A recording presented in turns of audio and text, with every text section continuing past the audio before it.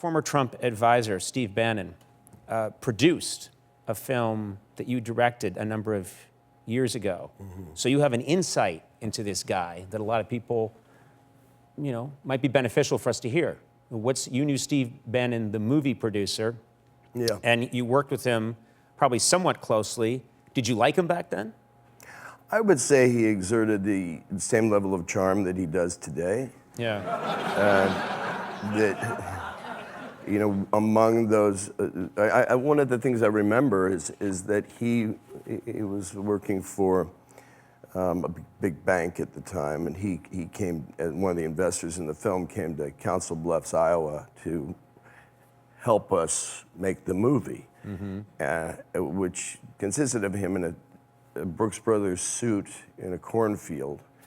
And I wondered why he might be there, and then I noticed that without any need for them, we had two kind of cheerleader-looking new makeup assistants on the call sheet that, as the director of that movie, I had not called for, and yet it was on my very minimal budget to make this film that they were being paid, and they weren't local, they were from New York. And coincidentally, Steve Bannon had flown in from New York. And so I think that started, that was my first sense of him, is that he was, you know, other than the C word charming, I think there was, you know, he was a crook, I think is what I thought. This, what I've watched over the years, I didn't even know when I saw him, you know, in his, because I don't follow Breitbart and all that stuff. So I didn't even know it was the same Steve Bannon until I looked at him closely and imagined the Steve Bannon I knew, but with where the toxins of the soul so deteriorate and bloat and meld into this. I don't think you can age like that without hating people. Wow. So that's my impression of him. Were the makeup women...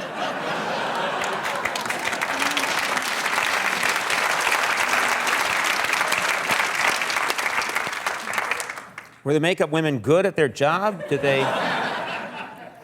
Oh, I mean, every bit as good as most of the people in the West Wing today.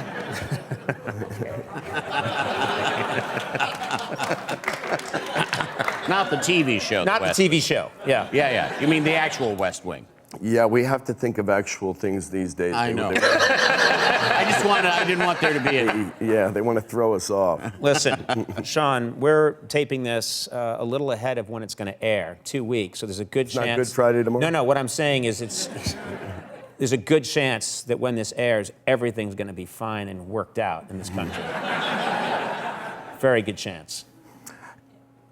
You know, your lips to whoever's listening's ears.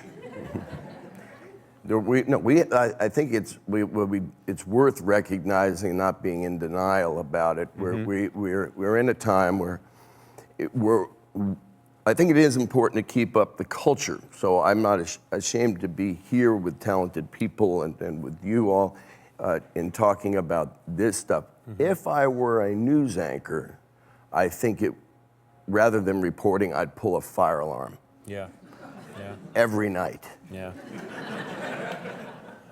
And keep doing it until somebody realized there was a fire. Yeah. Yeah. Well, the book, Bob Honey, Who Just Do Stuff, is available now. And give this a read. Also, for more information on Sean's charity, we discussed Haiti a little bit at the top. It's an amazing charity, and it really does make a difference. And it's jphro.org.